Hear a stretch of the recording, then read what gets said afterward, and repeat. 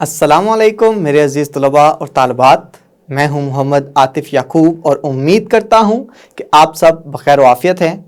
आप मुझसे पढ़ रहे हैं जमात दहम की फ़िज़िक्स, और जमात दहम की फ़िज़िक्स में हम अपनी किताब का chapter number 18 atomic and nuclear physics पढ़ रहे हैं। अपने इस चैप्टर की पिछली क्लास में हमने देखा सवाल नंबर 18.8 से लेके 18.11 सवाल तक किस तरह से हल करने हैं। आज इसी सफ़र को मज़ीद आगे की जानिब बढ़ाएंगे और मज़ीद 4 सवालात का हल यानी 18.12 से लेके 18.15 सवालात को हल करना सीखेंगे और इसी के साथ सवालात के इयादा इस हिस्से को ख़त्म करेंगे। चलें इन तमाम सवालात को सीखने के लिए और समझने के लिए चलते हैं अपने लाइट बोर्ड की जानिब। जी तो मेरे अज़ीज़ तलबा और तालिबात, जैसा कि लेक्चर के आगाज़ में आपको बता चुका हूं कि आज के लेक्चर का आगाज़ करेंगे हम सवाल नंबर 18.12 यानी कि सवालात का इयादा इस हिस्से के 12वें सवाल से। सवाल हमसे पूछा जा रहा है कि दर्ज झैल रिएक्शन को मुकम्मल करें और इस रिएक्शन में यूरेनियम 92 ये टूट रहा है एक तो ज़ीनोन में। साथ आपने बताना है कि इस क्वेश्चन मार्क यानी कि सवालिया निशान की जगह कौन सा एलिमेंट आना है और साथ 2 न्यूट्रॉन निकल रहे हैं। तो सबसे पहले तो हमें ये रिएक्शन बताना पड़ेगा कि इस रिएक्शन में इस सवालिया निशान की जगह कौन सा एलिमेंट आता है। अब इस एलिमेंट को फाइंड आउट करने के लिए हमें एटॉमिक नंबर मालूम करना पड़ेगा कि इसका टोटल एटॉमिक नंबर क्या है। तो चलें एटॉमिक नंबर की यहाँ पे पहले हेडिंग दे लें।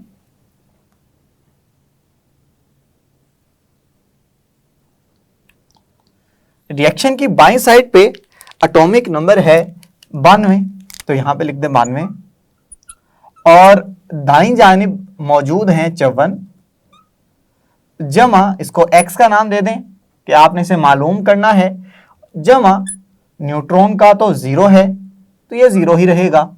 अब आपने x मालूम करना है तो क्या बन जाएगा 92 माइनस 54 इधर आ जाएगा, बराबर आ जाएगा ये x के।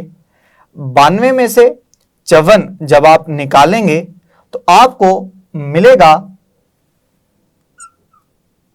38, यानी कि आपने एक ऐसा एलिमेंट यहां पे इंट्रोड्यूस करवाना है कि जिसका एटॉमिक नंबर 38 हो। अब एटॉमिक नंबर तो मालूम कर लिया है, हमें एटॉमिक मास नंबर भी मालूम करना है। तो चलें उसकी भी हेडिंग दे लेते हैं। यहां पे हेडिंग दे लें एटॉमिक मास नंबर की, उसको भी इसी तरह से बैलेंस करें। यहां पे एटॉमिक मास नंबर है 235 और दाईं जानिब 140, जमा इसको y का नाम दे दें और साथ ही साथ एटॉमिक मास नंबर न्यूट्रॉन का 1 है लेकिन 2 न्यूट्रॉन हैं तो ये बन जाएगा 2। तो आप इसको इस तरह से लिखें 235 बराबर है 140 जमा 2 142 जमा y। 142 को इधर ले आए, 235 मनफी 142 बराबर है y। अब इन दोनों को माइनस करें तो आपके पास जो आंसर आ जाएगा वो आएगा y बराबर है 93। इस तरह से आपने एटॉमिक मास नंबर भी निकाल लिया, एटॉमिक नंबर भी निकाल लिया। अब सवाल ये पैदा होता है कि आखिर कौन सा एलिमेंट ऐसा है कि जिसका एटॉमिक नंबर 38 आए। तो याद रखिएगा कि वो एलिमेंट होता है स्ट्रोंशियम का। तो अब हम अपना पहले रिएक्शन मुकम्मल करते हैं। हम लिखेंगे यूरेनियम 92 235, ये टूटेगा एक तो ज़ीनोन के अंदर जिसका एटॉमिक नंबर है 54 और इसका एटॉमिक मास नंबर है 140। साथ ही साथ हमें मिलेगा स्ट्रोंशियम और स्ट्रोंशियम का एटॉमिक नंबर है 38 और एटॉमिक मास नंबर है 93, जमा निकलेंगे 2 अदद न्यूट्रॉन। अब ये बताना है कि ये वाला जो रिएक्शन है ये क्या फिशन है या फ्यूजन है। तो एक तो यहां पे वाज़िया इशारा मिल रहा है, चूंकि न्यूट्रॉन निकल रहे हैं और न्यूट्रॉन निकल भी 2 रहे हैं और हमने फिशन के अंदर ऐसा पढ़ा था कि हर फिशन रिएक्शन में औसतन 2.47 न्यूट्रॉन्स निकलते हैं। तो हमने उसको लिखा था या 2 या 3 न्यूट्रॉन निकलेंगे। तो अब यहाँ पे चूंकि 2 न्यूट्रॉन निकल रहे हैं तो चूंकि ये फिशन रिएक्शन हो जाएगा। और हमने ये भी देखा था कि फिशन रिएक्शन एक ऐसा रिएक्शन होता है कि जिसमें एक बड़ा न्यूक्लियस 2 छोटे न्यूक्लियाई के अंदर तब्दील हो जाता है। और यहाँ पे भी ऐसा ही हो रहा है कि एक बड़ा न्यूक्लियस यूरेनियम का 2 छोटे न्यूक्लियाई ज़ीनॉन और स्ट्रांशियम के अंदर तकसीम हो गया है। तो हम कह देंगे कि ये एक अदद फिशन रिएक्शन है। तो इसको हम लिख देंगे कि ये एक फिशन रिएक्शन है, क्योंकि एक बड़ा न्यूक्लियस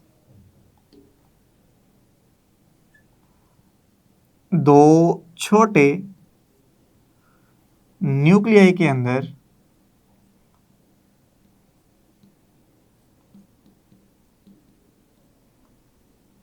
तकसीम हो गया है और 2 न्यूट्रॉन्स का इखराज भी हुआ है। तो इस तरह से आप इस सवाल का जवाब लिखेंगे। और इस तरह से आपको कोई भी रिएक्शन दे दिया जाए तो आप उसका एटॉमिक नंबर और एटॉमिक मास नंबर बैलेंस करें।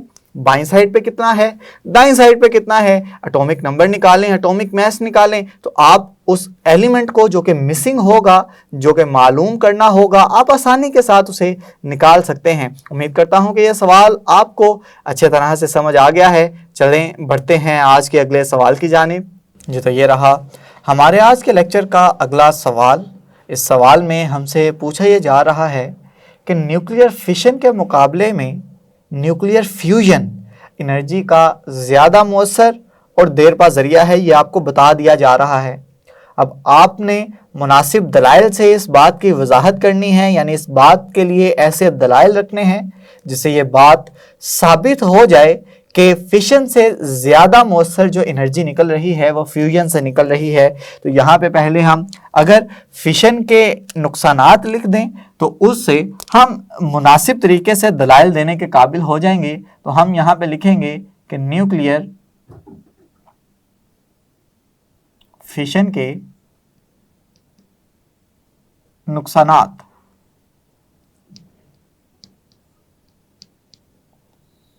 तो सबसे पहला नुकसान जो न्यूक्लियर फिशन का है, या इसकी लिमिटेशन कह लें या मसला कह लें, तो वो सबसे पहले कहा जाता है कि न्यूक्लियर फिशन एक अनकंट्रोल्ड रिएक्शन है। और इस अनकंट्रोल्ड रिएक्शन को हमने नाम दिया था चेन रिएक्शन का। अब चेन रिएक्शन का मतलब ये है कि अब एक दफ़ा अगर न्यूक्लियर फिशन रिएक्शन शुरू हो गया है तो इससे मज़ीद 3 न्यूट्रॉन निकलेंगे। वो 3 न्यूट्रॉन आने वाले रास्ते में यूरेनियम के साथ दोबारा से रिएक्शन करेंगे, उससे 3 से फिर 9 न्यूट्रॉन्स निकलेंगे, उस 9 से 27, 27 से 81, और ये अमल बढ़ता चला जाएगा। तो अब इसकी मिसाल इस तरह से ले लें कि अब एक दफ़ा अगर ये न्यूक्लियर फिशन रिएक्शन शुरू हो चुका है और अगर ये चेन रिएक्शन में तब्दील हो गया तो इसे रोकना बहुत ही ज़्यादा मुश्किल हो जाएगा। और अगर न्यूक्लियर रिएक्टर्स के अंदर भी चेन रिएक्शन शुरू हो जाए तो उसको रोकना बहुत ही ज़्यादा मुश्किल की बात है। और अगर ये ना रुके तो न्यूक्लियर रिएक्टर भी मेल्ट हो सकता है। उसके मेल्ट हो जाने के साथ उसके आसपास की जो आबादी है उसको भी नुकसान पहुंच सकता है, जानी नुकसान भी होगा। और जो न्यूक्लियर रिएक्टर जो मेल्ट हो गया है उसके अंदर जो काम करने वाले हैं वो भी अपनी जान से हाथ धो सकते हैं, और जो इंफ्रास्ट्रक्चर है वो भी सारे का सारा तबाह हो जाएगा। जैसा कि रूस के अंदर चेर्नोबिल के मुकाम पे ये हुआ था कि न्यूक्लियर रिएक्टर तबाह हो गया गया, न्यूक्लियर मादा जितना भी था वो बाहर आ गया, जिसकी वजह से आसपास की आबादी, आसपास के खेत, आसपास के जितने मवेशी थे वो सारे के सारे जाया करने पड़े, तल्फ करने पड़े। तो इसका मतलब यह हो गया कि न्यूक्लियर फिशन एक तो अनकंट्रोल्ड रिएक्शन है, नंबर 2 कि इसके जो बाय प्रोडक्ट्स होते हैं, बाय प्रोडक्ट से मुराद ऐसे प्रोडक्ट्स जो कि रिएक्शन के बाद बनते हैं वो खतरनाक होते हैं। खतरनाक से मुराद ये कि वो भी रेडियो एक्टिव हो सकते हैं। तीसरा नुकसान ये कि ये जो न्यूक्लियर वेस्ट होता है, जो चीज न्यूक्लियर फिशन के बाद हमने वेस्ट करनी है, उसे न्यूक्लियर वेस्ट का नाम दिया जाता है। अब इस न्यूक्लियर वेस्ट को ठिकाने लगाना ये भी एक मुश्किल का काम है। जमीन के अंदर दफन करेंगे तो जमीन के अंदर दफन करने से जमीन के आसपास जितना इलाका होगा वो भी रेडियो एक्टिव बन जाएगा, वो रेडियो एक्टिव सोर्स की तरह काम करेगा। अगर वहाँ पे फसलें हैं तो उससे जो सब्जियाँ उगेंगी वो अगर खाई जाएंगी तो वो भी नुकसानदेह, फल उगेंगे वो भी नुकसानदेह। वहाँ पे मवेशी अगर वो फसलों से चारा खा रहे हैं, मवेशियों की जान भी खतरे में। अब अगर इसको पानी में डंप कर दें, पानी में इसे दफन कर दें, तो पानी में रहने वाली जो आबी मखलूक है यानी कि मछलियाँ हैं, मजीद आबी मखलूकात, ये खतरे में हो जाएंगी। तो न्यूक्लियर वेस्ट को ठिकाने लगाना ये बहुत ही ज़्यादा मुश्किल का काम है। तो न्यूक्लियर वेस्ट इसका जो होता है ये भी किसी खतरे से काम नहीं होता, तो हम लिख देंगे कि इसका न्यूक्लियर वेस्ट भी खतरनाक होता है। अब अगर मैं इन सारी बातों को उलट दूं तो हम फ्यूजन के फ़वाइद के हक में वो सारी बातें करेंगे। हम लिख देंगे कि न्यूक्लियर फ्यूजन के फ़वाइद। अब न्यूक्लियर फ्यूजन में सबसे पहला फायदा जो होता है वो होता है कि ये वाला जो रिएक्शन है ये कंट्रोल्ड रिएक्शन होता है। इसमें चेन रिएक्शन नहीं हो सकता, कंट्रोल्ड रिएक्शन हो गया। चलें जी, एक बात तो मुकम्मल हो गई। दूसरी बात ये कि जो बाय प्रोडक्ट्स हैं, बाय प्रोडक्ट्स का मतलब कि जो प्रोडक्ट बन रहे हैं रिएक्शन के नतीजे में वो रेडियो एक्टिव नहीं है। अगर रेडियो एक्टिव नहीं है तो इसका मतलब ये हुआ कि हमें उनसे खतरात बहुत ज़्यादा कम है। नंबर 3 कि ऐसे केस में हमारे पास जो न्यूक्लियर वेस्ट है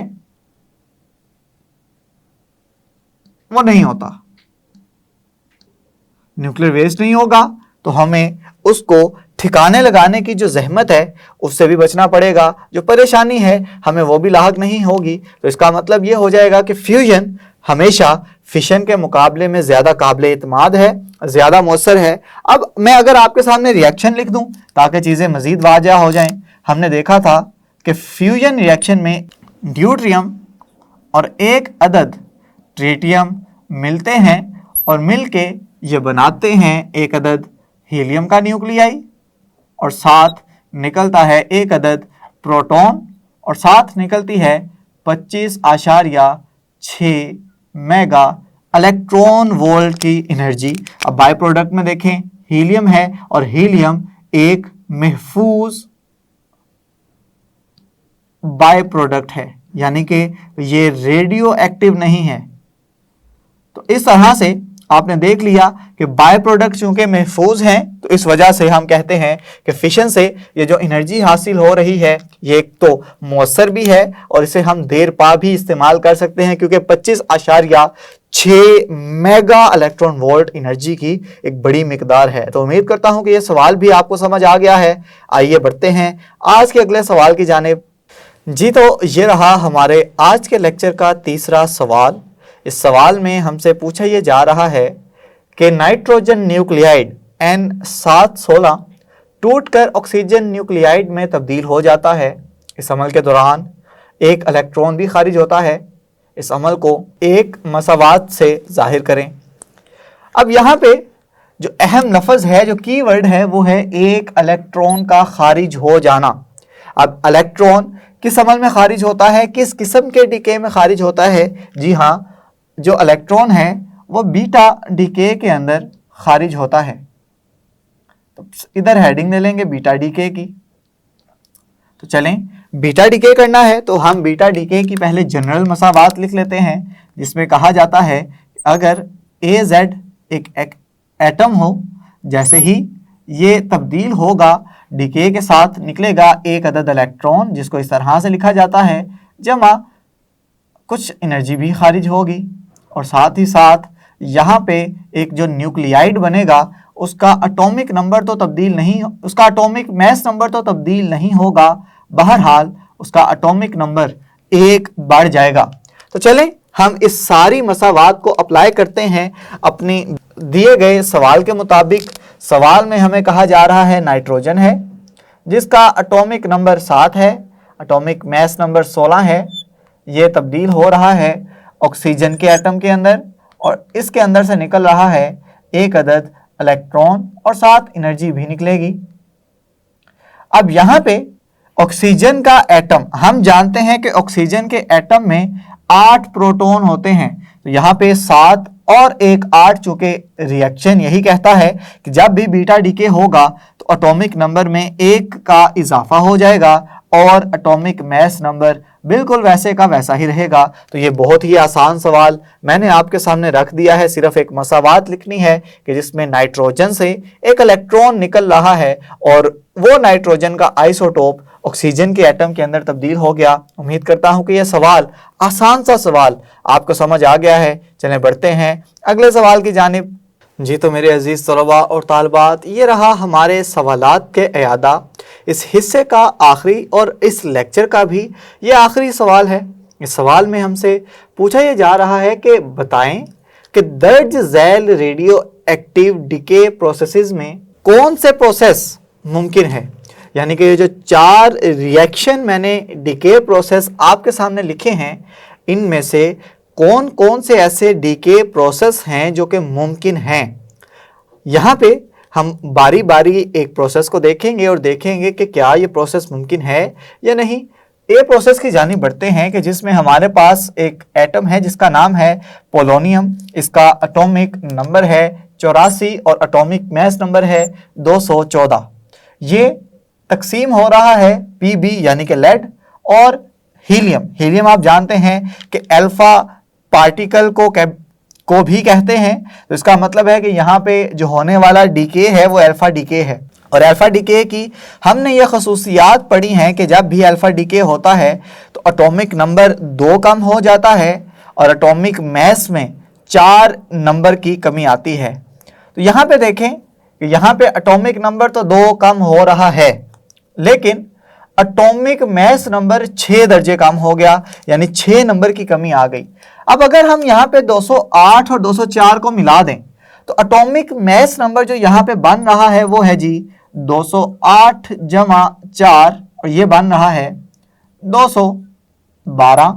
और एटॉमिक नंबर जो यहाँ पे बन रहा है वो है 82 जमा 2, वो बन गया जी 84। अब यहाँ पे देखें एटॉमिक मास नंबर आ गया 212 और एटॉमिक नंबर आ गया जी 84। और यहाँ पे हमारे पास जो एटॉमिक नंबर है वो है 84 और एटॉमिक मास नंबर है 214। तो यहाँ पे देखें एटॉमिक मास नंबर 214, यहाँ पे 212। तो हमने ये पढ़ा था कि चाहे जिस मर्जी किस्म का डीके हो, हर हालत में एटॉमिक नंबर या एटॉमिक मास नंबर ये हमेशा एक जैसे रहेंगे, ये कभी भी वायोलेट नहीं करेंगे। तो हम इस रिएक्शन के बारे में कहेंगे कि ये रिएक्शन मुमकिन नहीं है। और इसकी वजह क्या देंगे? इसकी वजह यही देंगे कि इसमें एटॉमिक मास नंबर का जो कंजर्वेशन का कानून है वो वायोलेट कर रहा है। बी रिएक्शन की जानिब आते हैं। इसमें एक एलिमेंट है थेलियम, ये डीके हो रहा है रेडियम में और इसने साथ निकाल दिया है एक अदद अल्फा पार्टिकल। अल्फा पार्टिकल की अभी खसूसियात पढ़ी कि एटॉमिक मास नंबर में 4 की कमी आएगी और एटॉमिक नंबर में 2 की कमी आएगी। तो देखें एटॉमिक नंबर यहाँ पे 90, यहाँ पे आ गया 88, यहाँ पे 230, एटॉमिक मास नंबर में 226, यानी कि 4 की कमी आ गई। तो अब यहाँ पे अगर टोटल करें तो एटॉमिक मास नंबर जो यहाँ पे है वो है 230 और एटॉमिक नंबर जो है यहाँ पे वो है 90। यहाँ पे देखें एटॉमिक मास नंबर कितना है जी, 226 जमा 4 यानी कि 230, और एटॉमिक नंबर कितना है 88 जमा 2 कितना बन गया 90।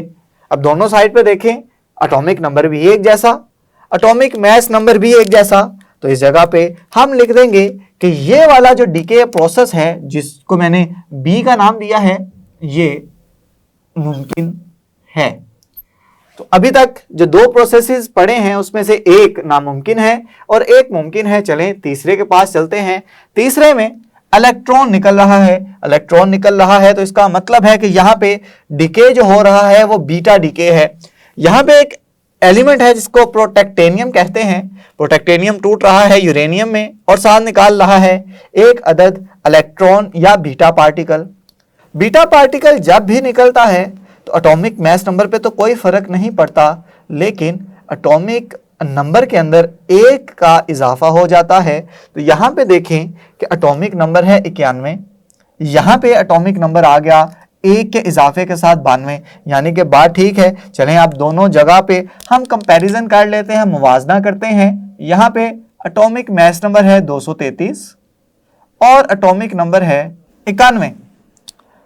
यहाँ पे एटॉमिक मास नंबर है 233 जमा 0 233 और एटॉमिक नंबर जो आ गया वो आया 92 माइनस 1 और ये 91 ही बन गया। तो यानी कि यहाँ पे एटॉमिक नंबर और एटॉमिक मास नंबर की जो रेशो है, जो निस्बत है वो एक जैसी है। तो हम यहाँ पे लिख देंगे कि ये वाला रिएक्शन भी, ये वाला प्रोसेस भी मुमकिन है। चौथे प्रोसेस की तरफ चलते हैं जो कि इस सवाल का आखिरी प्रोसेस भी है। कहा जा रहा है कार्बन 612 डिके हो रहा है नाइट्रोजन 714 में और साथ निकाल रहा है एक अदद बीटा पार्टिकल। पिछले सी प्रोसेस वाले ही कॉन्सेप्ट यानी तसव्वुरात यहाँ पे भी इतलाक किया जाएगा उनका। तो चौथा जो आखिरी यहाँ पे है उसमें है कि कार्बन 612 नाइट्रोजन 714 में डिके हो रहा है और साथ निकाल रहा है एक अदद इलेक्ट्रॉन यानी कि बीटा पार्टिकल। हम ये जान चुके हैं कि जब भी बीटा पार्टिकल निकलता है तो एटॉमिक मास नंबर पे तो कोई फर्क नहीं पड़ता, लेकिन एटॉमिक नंबर में 1 का इजाफा हो जाता है। तो यहाँ पे एटॉमिक नंबर 6 है, यहाँ पे एटॉमिक नंबर 7, यानी कि बात ठीक लग रही है, लेकिन एटॉमिक मास नंबर को भी तो देखना है। तो यहाँ पे देखें एटॉमिक मास नंबर कितना है 12 और एटॉमिक नंबर कितना है 6। यहाँ पे एटॉमिक मास नंबर कितना आ गया 14 जमा 0 14 और यहाँ पे एटॉमिक नंबर कितना आ गया 7 - 1 6। तो यानी कि एटॉमिक नंबर तो एक जैसा है लेकिन एटॉमिक मास नंबर एक जैसा नहीं है। अब वायोलेशन हो गई तो हम यहाँ पे लिख देंगे कि ये वाला जो प्रोसेस है ये मुमकिन नहीं है। तो याद रखिएगा कि इस तरह के सवालात जिसमें आपसे पूछा जाए कि ये प्रोसेस मुमकिन है या नहीं, आप दोनों तरफ के एटॉमिक मास नंबर और एटॉमिक नंबर को देखें। अगर तो वो बराबर हैं तो इसका मतलब है कि यहाँ पे प्रोसेस मुमकिन है, और अगर वो बराबर नहीं आ रहे, किसी एक की भी रद्दोबदल आ जाएगी, तो इसका मतलब है कि यहाँ पे प्रोसेस में कुछ ना कुछ गड़बड़ है जिसकी वजह से वो प्रोसेस मुमकिन नहीं होगा। तो उम्मीद करता हूँ कि ये सवाल भी आपको समझ आ चुका है। जी तो मेरे अजीज़ तलबा और तालिबात, हम ख़त्म कर चुके हैं अपनी इस मश्क की दूसरी मंजिल भी। आज के लेक्चर में हमने इसके आखिरी 4 सवालात 18.12 से लेके 18.15 हल कर लिए हैं। अपने मज़ीद सफ़र को जारी रखेंगे लेकिन आइंदा वीडियो लेक्चर में। तब तक के लिए अपना ख्याल रखें, अपने से ज़्यादा दूसरों का, खुश रहें, खुशियाँ बांटें। अल्लाह हाफिज़।